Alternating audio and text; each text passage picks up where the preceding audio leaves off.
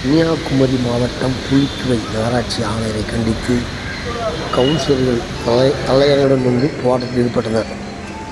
அவர்கள் போராட்டத்தில் ஈடுபட்டதால் பெரும் பரபரப்பு ஏற்பட்டது. அந்த நேரடி காட்சிகளை நாம் இப்போது காண இருக்கின்றோம்.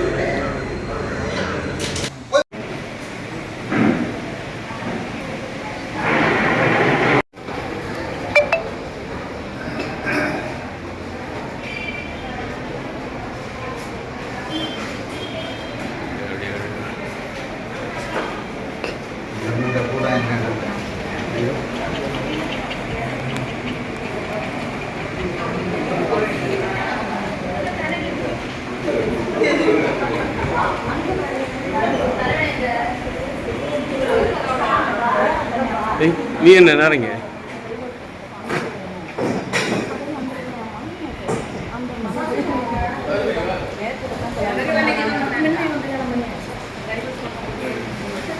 போய் பார்ப்போமா?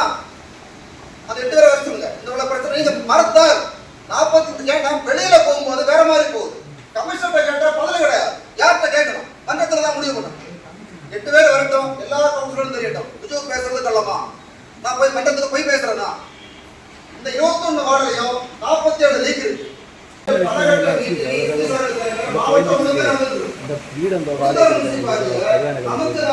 ஏதாவது எழுதி வச்சிருக்கீங்களா? இந்த அங்க தண்ணி இல்லைன்னு உங்களுக்கு தெரியுமா? போகல. அப்ப நான் இதை யார்கிட்ட கேட்கறது? Engineer college பொறுப்புண்டா? என்சிசியில பார்க்கணும்னு பொறுப்புண்டா? இல்ல உங்களுக்கு யாராவது ஓசியருக்கு தெரியுமா? 1 மாசத்துக்கு மேல தண்ணி இல்லைன்னு உங்கள் குளித்துறை நகராட்சியால பொதுமக்கள் பாதிக்கப்படக்கூடிய அத்தனை உயிருக்கு கூட ஆபத்தா இருக்கக்கூடிய சூழ்நிலை. குளோரினேஷன் தீர்த்து நோக்குமே தீரல, சப்ளை இல்ல. ஒரு 10 நாள் ஓடுமா? 1 மாசம் ஓடுமா? 10 நாள் ஓடுமா? 1 மாசம் ஓடுமா? 1 மாசம் தாண்டி குளோரினேஷன் இல்லாம தண்ணி கொடுப்பீங்க. எப்படி தானே இல்ல? நம்ம எப்படி சொல்ல முடியும்? இல்ல, நீங்க உங்க பைசால வாங்கி அந்த நிறுவனம் தரல, நீங்க எப்படி இல்லன்னு சொல்ல முடியும்? அந்த குளோரினேஷன் விநியோகம் பண்ணக்கூடிய நிறுவனம் குளித்துறை நகராட்சிக்கு நம்பிக்கை இல்லாதன் காரணமாக குளோரினேஷன் விநியோகத்துக்கு தயாராக இல்லை. பொதுமக்கள் குளோரினேஷன் இல்லாத குடிநீரை குடிக்கக்கூடிய அபாய சூழ்நிலை முனிசிபாலிட்டிக்கு வரப்போகுது. இந்தாங்க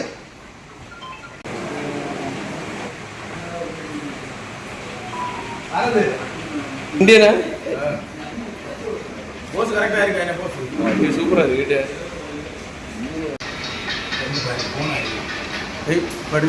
எடுக்காத கேஸ் ஆகும்.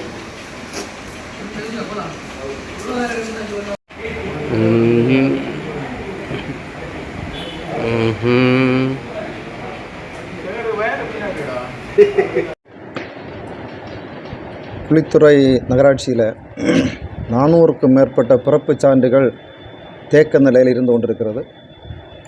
மட்டும் இல்லாமல் சுகாதார பிரிவில் குறிப்பாக டெங்கு பணியாளர்கள், பொதுமக்களுக்கு டெங்கு வராமல் பாதுகாக்கக்கூடிய டெங்கு பிரிவில் மருந்து வகைகள் இல்லாமல் அந்த பணியாளர்கள் மருந்து இல்லாமல் அந்த ஃபீல்டுக்கு போய் வந்து கொண்டிருக்கின்றார்கள்.